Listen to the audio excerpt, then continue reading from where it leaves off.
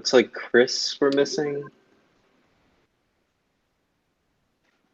Must be Chris.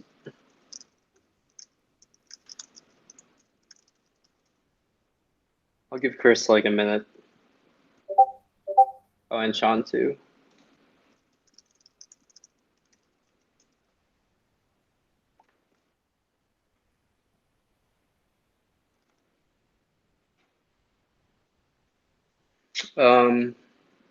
Anyways, I'll just get started introing this.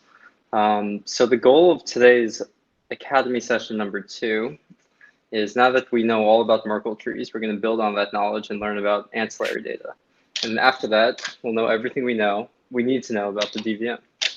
I think following last month's conversation, I think this one should be more of a free-flowing, every single slide, like there should be anyone who wants to ask a question or just have a comment or anything, just hop in. It's going to be relatively fewer slides. They're each like a little bit more dense. So I just want to make sure every single slide is well understood by everyone. And then at the end, there's going to be a discussion for all of us to have. I think hopefully we can come to some clarity over a better way to create like an interface for ancillary data, which will make more sense as we go through the slides. Okay. Oh, also, I'm going to showcase some UMA artwork by the community throughout this slideshow. Figured it'd be like a walk in the gallery as we talk about ancillary data. All right, so we're going to talk about how the old voting system worked, the DVM. I'm going to refer to it as what one of the flaws with the old DVM is and how ancillary data aims to solve that. And then I'm going to summarize the slideshow at the end.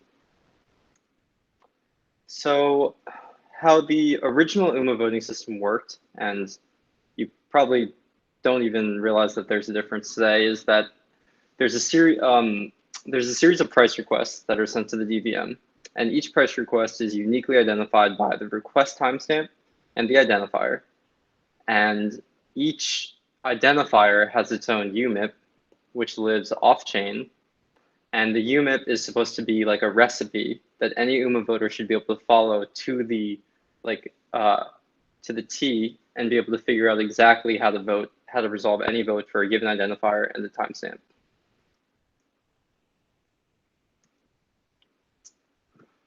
So to illustrate a flaw with this setup, let's consider a real expiring multi-party contract, the UGAS contracts.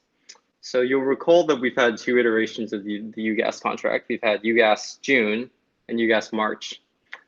Now each UGAS contract is tracking the same underlying identifier, and the UMIP for the UGAS identifier was pretty much identical. It was tracking a TWAP of the UGAS synthetic token trading on the Uniswap market. However, the June and the March contracts had different synthetic tokens. They were non-fungible with each other. So we couldn't reuse a UGAS identifier between the 2 contracts. If you recall, we actually, at one point in time, both of these contracts were live. March was getting close to expiration and June was getting launched. So we couldn't reuse the same UGAS identifier for both of them, because imagine if a dispute happened at the same time for both of them and they were both tracking the UGAS identifier. Voters would not know how to resolve that price because they would not know which synthetic token to compute the TWAP for. So our unfortunate solution was to create 2 different UGAS identifiers. We named one gas ETH June and one gas ETH March. Okay, any questions there? Sorry, Nick, did you explain the self-referential thing that that these tokens are unique in that they refer to their own price, whereas most of our other tokens don't do this? I just think that's like one thing to note here, is that like this is why this applies specifically to UGAS and not all of our contracts, and this is why this is kind of a problem that we're just now really encountering, because we're getting some of these tokens are a bit more unique and complicated than some of our kind of initial token designs. Yeah, that's a really good point, Matt. Yeah, the UGAS identifier actually, in particular, highlighted the need for some way to potentially reuse identifiers. Like, what if we could reuse the same UGAS identifier and not have to go through a UMIP proposal process and whitelist a new one? But this was not a problem, say, with the ETH USD identifier. You could have deployed at the same time an ETH USD June contract and an ETH USD March contract, because those two contracts could track the same identifier. And if they had disputes at the same time, voters would be able to resolve either one easily, just based on the identifier and the timestamp. And that's because those are pointing at the off-chain, like they're pointing at the USD ETH price from like a centralized exchange. They're not trying to look at where the actual synthetic token is trading and use that as the price. So you don't have any sort of conflict where you don't know which token to track. You just say, what's the real ETH USD price on on Coinbase or something. But for UGAS, there's like not a real asset that's like associated with this. So you don't really have anything to track other than the token itself. And at expiry, you use this kind of complicated metric when you want to get an expiry price, but we don't do that kind of while the token is live. Yep. And we'll see some other identifiers where this can become a problem. So should we talk? Yep. Next, should we talk about like where ancillary data would actually be used in the UGAS price identifier? Like, so I'm going to first explain what ancillary data is, and then I'll explain where it could be used in UGAS. So in the new DVM, we added a third parameter to price requests, and this is ancillary data. So now every single price request is uniquely mapped to a timestamp, an identifier, and ancillary data. And ancillary data is just arbitrary supporting data. It's stored on chain in the bytes format. So it truly can be anything. And it doesn't have to translate directly into UTF-8 or English, or it doesn't have to be human readable. It's just any sort of data that's stored on chain. And the idea is that this is additional data that voters can take into account when resolving a price request. So for example, for UGAS, you could have added the synthetic token address to look up on Uniswap as the ancillary data. And this way you could have reused the same UGAS identifier, but led voters to compute the correct TWAP price for either the UGAS June synthetic token or the UGAS March synthetic token. So ever since maybe 2 months ago when we deployed the new DVM, we have been using ancillary data, but no one has noticed it because the voter DApp, although it does correctly handle ancillary data, it doesn't actually display it yet to the users. So you might have noticed on one of your on-chain reveal transactions that there's a new field there, ancillary data, and it's usually set to the 0, or I guess the empty ancillary data value, which is 0x0. I actually probably should have included a snapshot of one of those Etherscan transactions to show that. I'll add it after this presentation. So to better understand it, let's walk through a couple of examples of how we might use it in the future.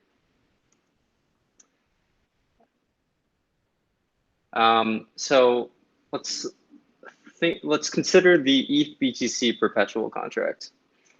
Now, every ETH BTC perpetual contract uses a funding rate identifier to fetch funding rate data. So the ETH BTC contract tracks ETH BTC, but it also is getting data about this other value that lives external to the contract, and that's the funding rate. And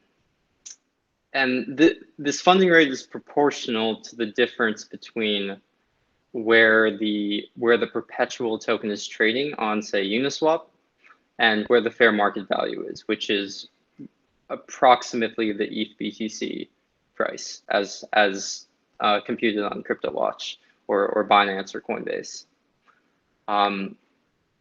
So you might imagine the situation where we have multiple ETH BTC perpetuals, say some other third party through dev mining wants to launch their own perpetual contract with their own interface.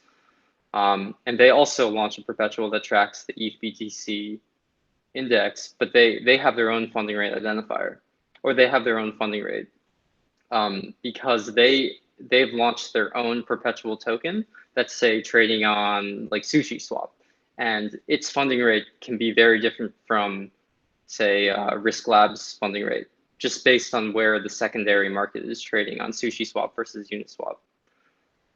So without ancillary data, we would have had to whitelist two funding rate identifiers, say ETH BTC FR1 and like ETH BTC FR2. Instead, we can reuse the same funding rate identifier, ETH BTC FR, and then add in the synthetic token address as ancillary data. So that's the blue synthetic token address text in the fourth and fifth bullet points. That's an example of ancillary data that it's very similar to how we would distinguish between the two UGAS contracts. And so the ancillary data is supposed to provide all of the additional information that voters need in order to resolve the ETH BTC funding rate identifier. And you can see in this example that voters only need to know that this is an ETH BTC funding rate, so they can go to the ETH BTC UMIP, and then they'll plug in the synthetic token address into an equation, and it will pop out the funding rate that they will vote.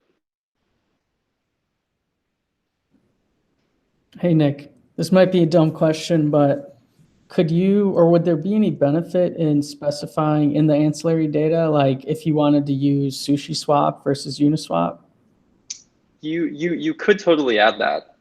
It's not, I would say it's not absolutely required to voters, but maybe the UMIP says, look in the ancillary data for the exchange, and then on that exchange, look up the synthetic token. But for today, it just lives in the UMIP, and it seems like today it's like today I believe the Uniswap market is hard.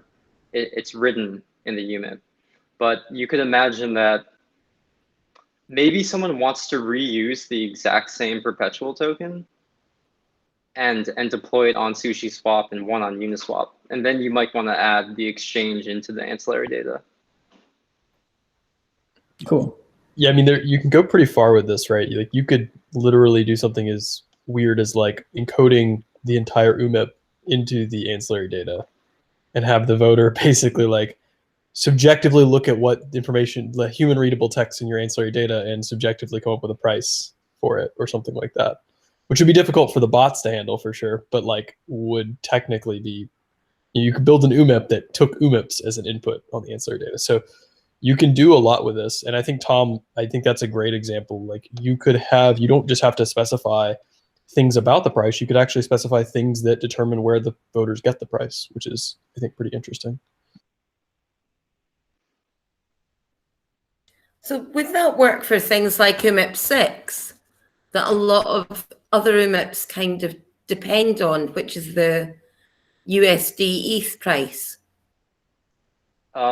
Yes. What data do you think you would add to the ancillary data?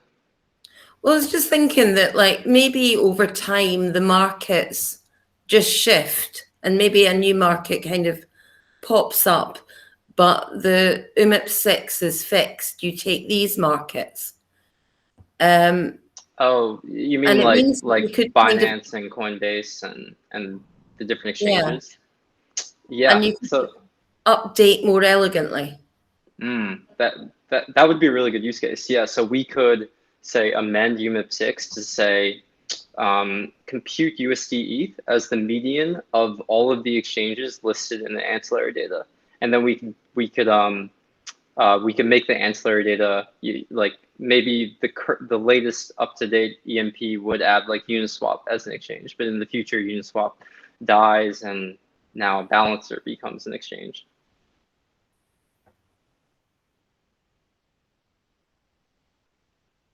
I think in that use case, you could also potentially not even have ETH USD, right? You could just be like, query for this cryptocurrency. Like this is just a crypto price.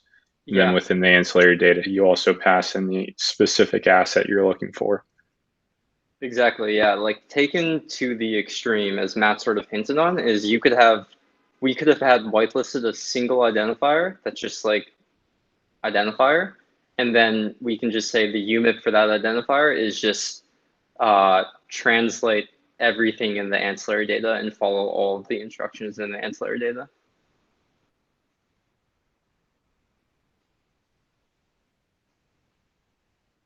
But the reason why we don't do that is because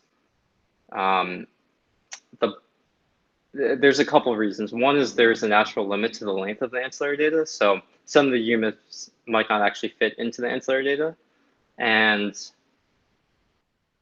two, it makes it a little bit harder for the bots to work because they would have to parse their natural language.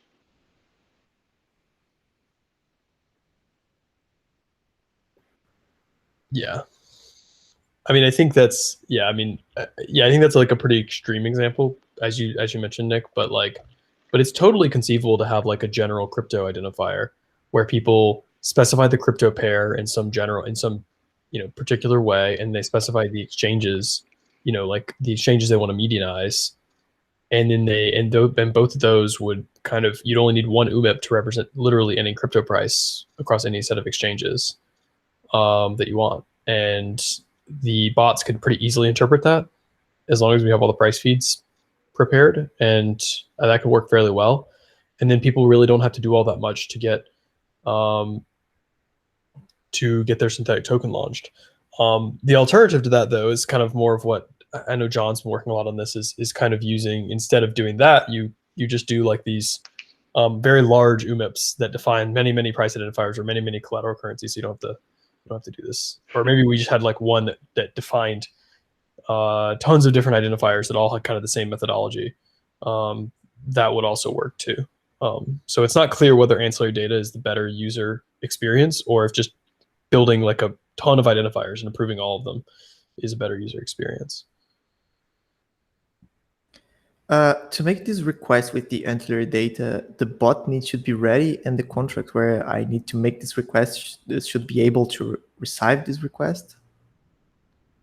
What is the so when the price request is sent, it's sent with ancillary data, and now all these voters will see that there's a price request for an identifier, a timestamp, and some ancillary data. So today, EMPs, so expiring multi-parties, make price requests, and since EMPs sort of automatically make price requests on disputes and settlements, the EMP actually needs to have stored the ancillary data ahead of time.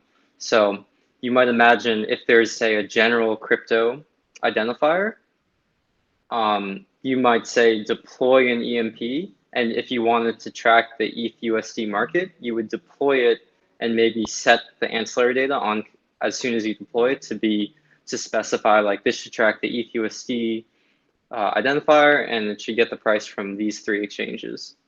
And then this way, when that EMP has a dispute event, it will trigger a price request and already have saved the ancillary data with which it will make that request.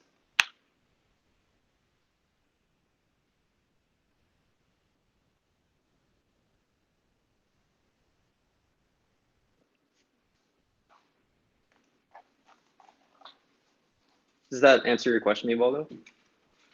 Yeah, sure. Thanks.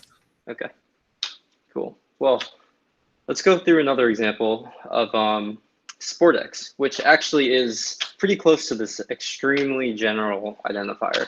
And I don't know if this is actually how they're going to do their identifier, but this is one way I think they could. So SportX is a sports prediction market, and they want to use our optimistic oracle in order to settle the outcomes of sporting events across many different sports. I grabbed a screenshot of a tennis match or a tennis competition in the bottom right, ATP Belgrade. But they have events like basketball and golf and soccer and Olympics, and they have everything. And they have like every single match in that event.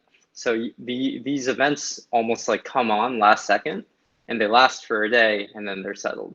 So they need the speed of the optimistic oracle, but they also can't practically whitelist a new identifier for every single competition. So the way I imagine they could use ancillary data is they would whitelist a single SportX identifier, and they might write a UMIP that says, take all of the information in the ancillary data for any price request and use that to resolve it. So let's take an example of say a French Open match. Say the French Open match that we're going to refer to is, say, French Open this year. It's match day 3 or some round in there, and it's Federer versus Nadal.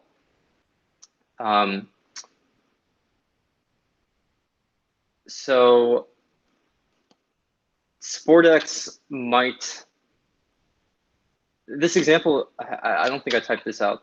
Oh yeah, in the second bullet point. So with ancillary data, SportX could use the SportX identifier, and they might, let's just say the ancillary data looks like the event is French Open, the round is finals, competitor A is Federer, and competitor B is Nadal. And so say that SportX wrote in the SportX UMIP a section that says, if the event field in the ancillary data is French Open, then follow these instructions, which are go to the French Open website, search for the round, as denoted by the round field in the ancillary data, and find the match between competitor A and competitor B for that round, and vote 0 if A won, 1 if B won, or -1 if the match tied or didn't resolve for some reason.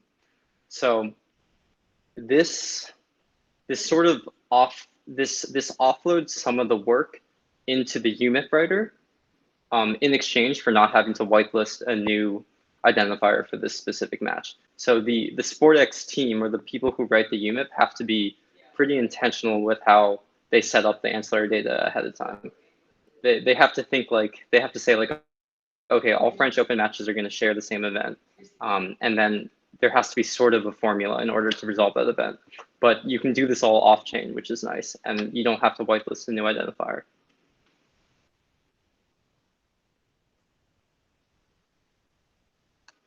Any questions on that?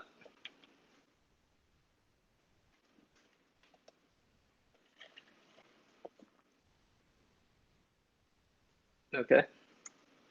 So in summary, ancillary data should reduce the amount of identifiers that we whitelist in the future by a lot, hopefully. We should basically be able to collapse a lot of price resolution logic into a few like super identifiers.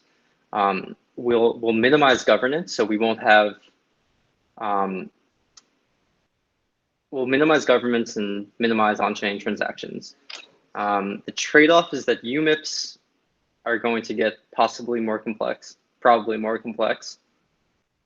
And also, if you recall from the beginning of the presentation, I said that ancillary data is just, at the contract level, it's just arbitrary bytes. It's just, it looks like hex strings to the user, to the end user, and it's not necessarily human readable. So what we need to do as a team and community is come up with some sort of interface that all UMIP writers can follow, so that any voter client, say our own voter dApp, can use this interface to translate the ancillary data into readable format. So take the example, the second bullet point here, like of the French Open competition. So I said to you, it was competition is French Open, round is final, round of 64, and competitor A is A and competitor B is B. But what this really looks like on chain is this string in English is going to get converted to hex, and it's going to look like just raw data from the contract's point of view. So I propose an interface or a standard where the arbitrary data or the ancillary data must be able to be translated back into UTF-8. And if that fails, then the voter dApp client won't be able to display it. And then once it's in UTF-8, it should essentially be a dictionary delimited by commas. So you'll notice that I do, back to that UTF-8 string, I do competition, colon, French open, comma, round, colon, etc. And I do that on purpose because we want to be able to translate that UTF-8 string into a useful dictionary that any voter dApp or any voter can follow. If that UTF-8 string was just if it just literally said French Open round 64 match between Federer and Nadal, there might be ambiguity on the voting side, which we don't want. And we might not, if those colons weren't there, then there would be some say if it was just French Open 2021, comma, round of 64, comma, A, comma, B, that could work, but there's a problem there where say the EMP that makes the price request, or say the end contract that makes this price request wants to say almost leave a stamp on the ancillary data, it wants to say this price request came from this address, from this contract, then it doesn't allow on the fly stamping of ancillary data, because then the end UMIP needs to be able to handle all of these potential use cases. So I propose this dictionary, which allows anyone to be able to add their stamp onto the ancillary data as it gets passed around from contract to contract. And the main downside is that this dictionary is a little bit verbose. There are colons and commas and all these things that you may not need, but it makes it convenient for voter dApps. Is it the case that this ancillary data will only ever be used by the end user, or would it ever be passed into a contract? So imagine the case where there's a misbehaving contract. It's making calls to the optimistic oracle. Now, if you recall, the optimistic oracle doesn't blacklist. It doesn't require any contracts calling it to be registered, unlike the DVM. So it's sort of this free tier that we allow any contract to call the optimistic oracle and get prices. But the understanding is that they're supposed to pay fees, and they're supposed to pay final fees. So what if for some reason a contract has a lot of collateral that the optimistic oracle is securing, it's getting prices, but it's not paying the fees?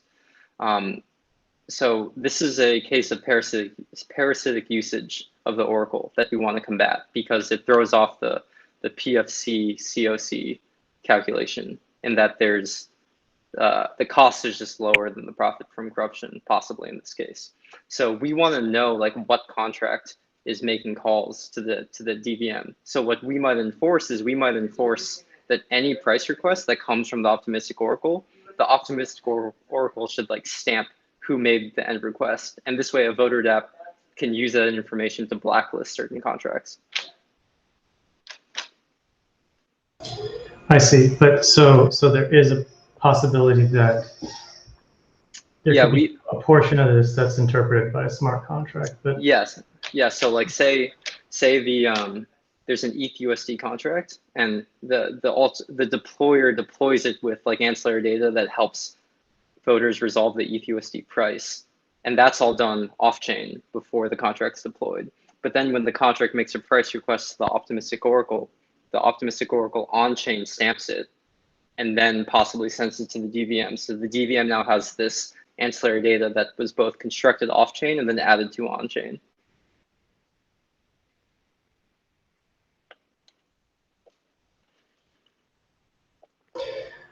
what do you think about having the UMIP writer provide a JavaScript function that decodes ancillary data into a human readable form, rather than forcing any particular format?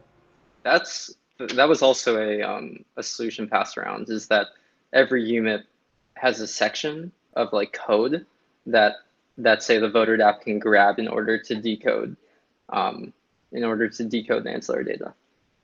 And I'm not convinced it's like a bad solution either. I think it's like it's reasonable. What would be the advantages of doing it that way? Just more flexibility, I guess. It puts more work on the voter dep, I would say. So with my solution, which is it's like this dictionary, the voter dep just it gets a list of key value pairs, and it's pretty easy to display that to the end user. Just show out all the keys and values. Whereas if you're grabbing code from the UMIP, the voter dep is just relatively doing a bit more work. Also the bot infrastructure, right? Yes, that's also true. Oh, I see. So this actually has to be decoded such that the bots can also do the same price calculation. Right. Yeah, yep. Key value pairs are also just nice because like things like ordering don't matter. So if you pass it through a contract that's adding its own key value pairs, like it's not going to affect the kind of end result. But if you try to rely on ordering or other more complicated ways of organizing the data where you have to conform to some very specific schema, when you start upgrading and changing things on chain, it can really throw a wrench into all of your into that setup. So key value pairs are just like really nice and flexible, I think.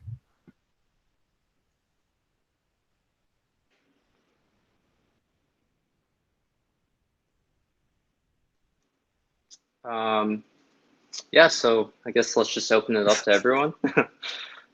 This is one of my favorite pieces of art by the community. Any questions about how ancillary data works, and any comments or questions about how we should standardize the format for ancillary data? It's not an easy problem, and my proposal is meant to be teared down. Can we talk about so we talked about SportX using this like dictionary lookup thing, but how could that be generalized? Or is there like an example of like two different not related, SportX and some other team using ancillary data, and how that format would be like work for both of them?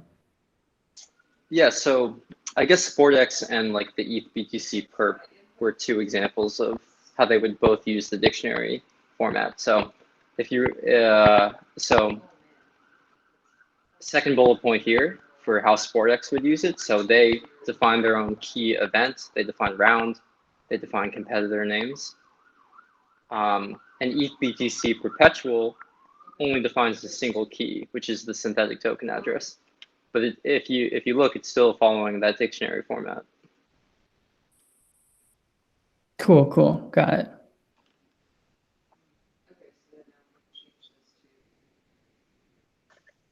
I think the other nice thing that having a standardized format gives us is like we're trying to make deploying a contract as easy as possible, right? And so we could standardize, because I don't think we've really talked about this, but I'm assuming that the ancillary data that would go into a price request is set on the time of contract deployment. Is that correct, Nick? That's how it would work with the EMP and the perp, but maybe SportX just makes calls directly to the optimistic oracle.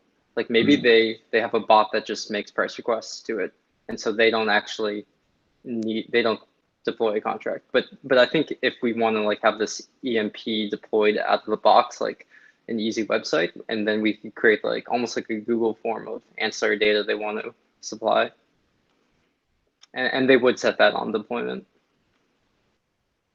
Gotcha. But you could imagine a type of contract that actually the ancillary data it supplies changes throughout the lifetime of the contract.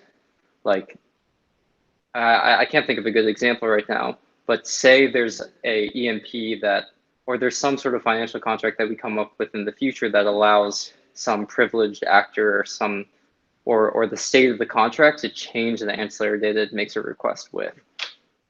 And so that way you wouldn't actually set anything hard on deployment. Could you do something like the UGAS structure with changing ancillary data, like Definitely. asking a field like is expired or not expired? Definitely, yeah. So the UGAS right now, the way it works is it calls an external library to transform its identifier, and that library returns either the self-referential identifier or like the off-chain gas price. But you could get that same functionality all from the ancillary data. Like you could have changed that contract to say like whether it's pre-expiry or post-expiry, it sends a different ancillary data, and that helps users to vote on either the self-referential price or the off-chain price.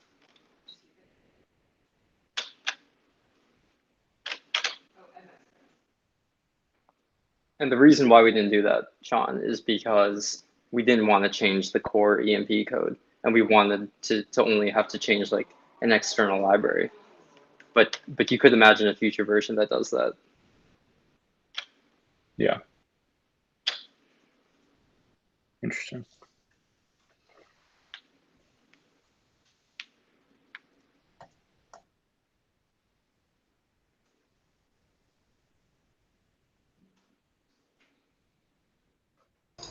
Did you guys look into using something like message pack? This would just like be an optimization to sort of like get more data in the same like size of message. No, is that like a hashing function? It's just like a standard way to pack JSON data that's I guess used pretty widely. There's a lot of like serialization techniques that you could use that are like pretty common, but it could just help optimize like the amount of data you get. Is there a Solidity implementation? That's a good question. Probably not. Right. So, That's like, a good point, Matt. So one of the difficulties here is what you need to be able to do. I mean, what our optimistic oracle does, and what I think is going to become probably a fairly common pattern, is like you have some set of ancillary data in one contract, and then that contract may pass that request on to a different contract, and that contract may stamp some additional data on there. So if you had some sort of encoding or compression technique, you need to continually kind of decompress everything, add more data to it, and then compress it back. And string manipulation and encoding techniques and stuff like that are really complicated in Solidity and also can be expensive. So I think that's another advantage of using like a really, really simple protocol or simple setup for a adding key value pairs. Just because it's like, even like we had talked about even JSON, but JSON is like almost impossible to like interpret and encode and append to in Solidity. So like a very simple, just appendable format is really nice, so that you can just kind of compute the bytes and then dump them onto the end of the existing ancillary data, rather than having to like interpret it or anything like that. So you're saying the stamping process, it can't just be like an append or prepend without knowing what the data inside is. You have to know where to like delimit. Like, where does the ancillary data, the initial ancillary data end, and where does like the stamp begin? So what you could do is you could define a delimited like hex string, like 0xFFFFF, and then you delimit by that. I see. But David, I mean, you can just append, but I think most of these like compression formats of JSON, you can't just append more JSON to JSON and expect it to be valid, right? You need to actually interpret the JSON and then add something to it and then put it in and code it again, right? Well, yeah, I guess what I was thinking is that you would append, and then when you do the request to the contract, it would strip out that part that the end user doesn't care about and just return that internal ancillary data. Which part doesn't the user care about? The stamp. I see. Yeah, I mean, this user may not care about the stamp. The user may care about the stamp, right? Like, for instance, in the optimistic oracle, the reason that we have the stamp is so that users can say like, hey, this is a bad contract. Like the voters can say like, hey, like I don't like this. You know, this contract is taking advantage of the DVM or is spamming I or see. something. So I want to no longer respond to price requests from them. So like that stamp means that like the requesting contract is always recorded as part of the request. Right, and that has to be put in by the trusted contract. Yeah, exactly, because the other contract could lie about it. Got it. Okay, yeah, that makes sense.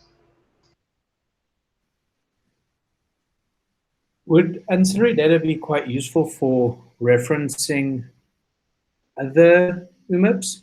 I know Vari mentioned something around referencing UMIPs, but could we have a case where one UMIP is used to construct another UMIP, but instead of putting that within the write-up, we just say use this UMIP that references to this UMIP, and then it kind of like, I don't know, we kind of have tiers of UMIPs.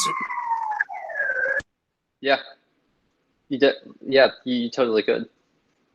So, like one example of identifiers that hopefully we never have to do again are we have a USD ETH and an ETH USD identifier, but we could have said like we could have had just a single ETH USD identifier, and then like in the specifications we say in the ancillary data field, if invert is set to true, then just invert the price, and then you get two identifiers out of one.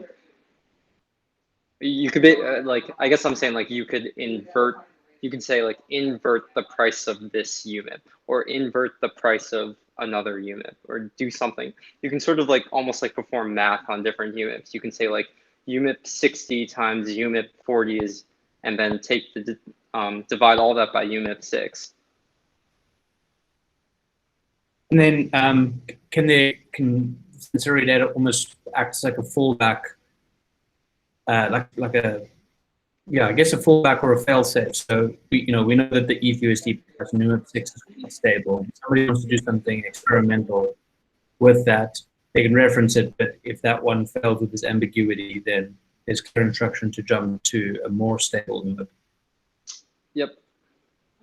I think like the whole arc is going to come like how much complexity and how many instructions do you put in the UMIP, and how much do you like set? How much do you set like in the variables that you set on the ancillary data? It's almost like the UMIP is like this language, and the ancillary data are like variables that you can use at runtime in order to figure out the resolution of the UMIP.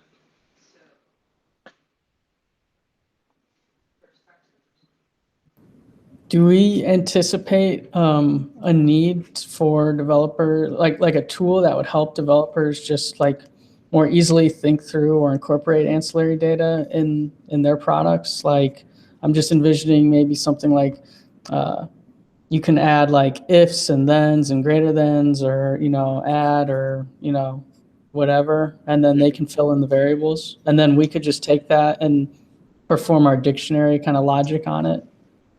Yeah, I think what you might like say we define a UMIP that's like, it's like a formula UMIP, and it says the price request ancillary data has 3 fields, X, Y, and Z, and this UMIP will return X times Y plus Z. And then you could imagine like a synth builder that allows anyone to deploy an EMP with like those values set. And so you could imagine like a nice form for them to set. And it could be like X times Y plus Z times like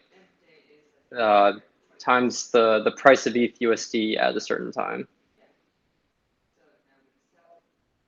So I think like I don't think ancillary data you get. So there are a couple challenges. One, we need to convey it nicely to the deployers. I think it's a little bit easier to display to voters, like how to interpret the ancillary data, like just go to the UMIP and plug in the ancillary data there. But the deployers of contracts will need they will need to be able to reference the UMIP and also like have a nice, easy like interface for them to figure out like what to set as the ancillary data. Are there any security risks? I was just thinking to the sports prediction market. supposing there was a big row in the tennis finals or something, and there actually became 2 parallel men's finals. Is that a risk? You mean like 2 finals, for 2 different competitors each? Yeah. I think so, and I think that this would fall in the UMIP to come up with a fallback or default solution. So I know SportX has they have 3 outcomes for most of their events, which is like some team wins, some team loses, and then just a fallback default, like tie, or the match ended, or the match got cut off because of some weird event.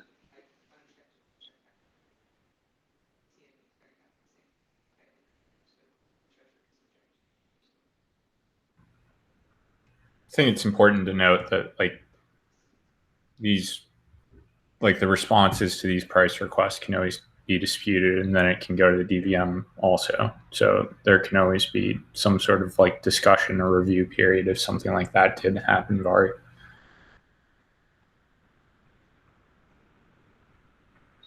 Yeah, I think it's important to note that none of the ancillary data is used on chain currently. So none of the data you could put in a massive data string in there, and it's just not interpreted on chain. It's only meant to be for end users or voters.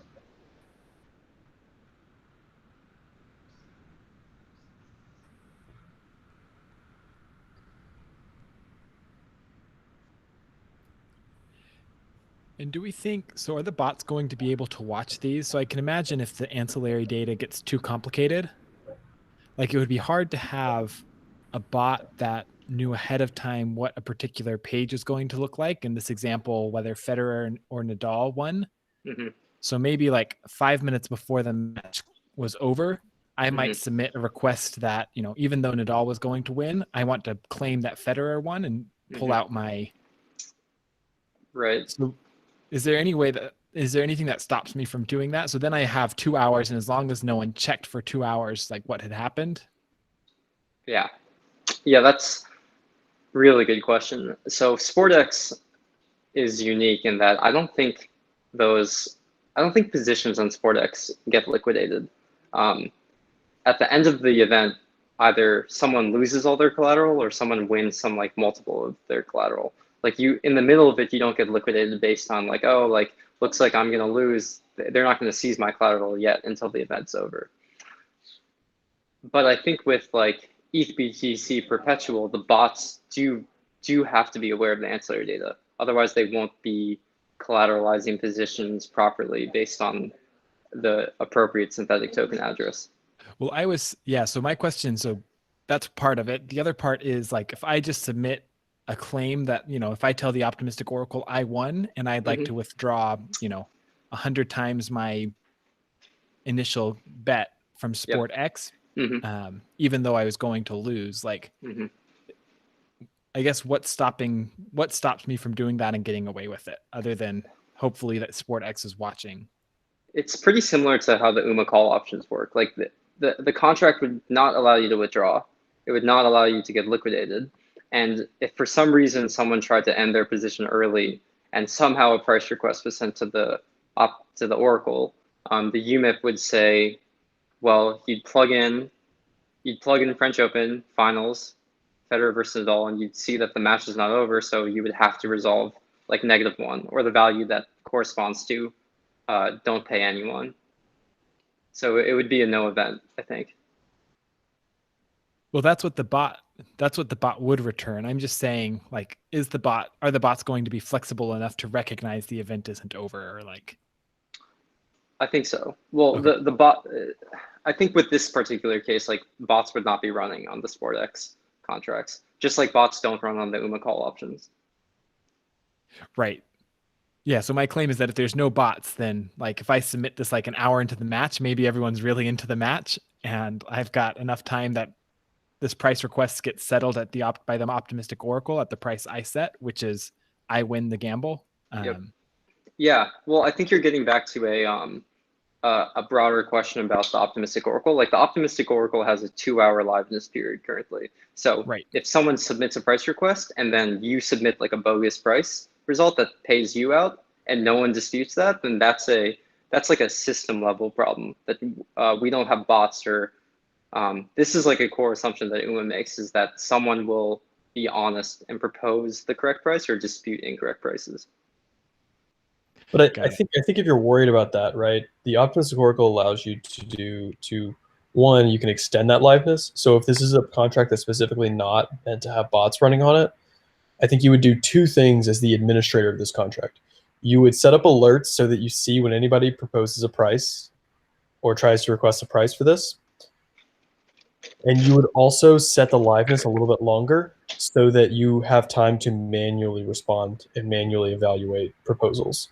So, I mean, 2 hours is a decent amount of time anyway, but if you're really worried about it, you could set it to like 24 hours if you wanted or something like that. So there's like, depending on the needs of your contract and the type of price identifier you're running, like I think the optimistic oracle is quite flexible to allow you to kind of basically set your own security parameters. You can also do things like turn up the bond, so make it a really large bond that people have to submit to submit their price. So if you did submit a bad price, you're going to lose a lot of money if somebody catches you. Right. Something like that. Cool. Yeah, I guess that was a question more about the optimistic oracle than this ancillary data. Yeah. No, helpful. Thank you.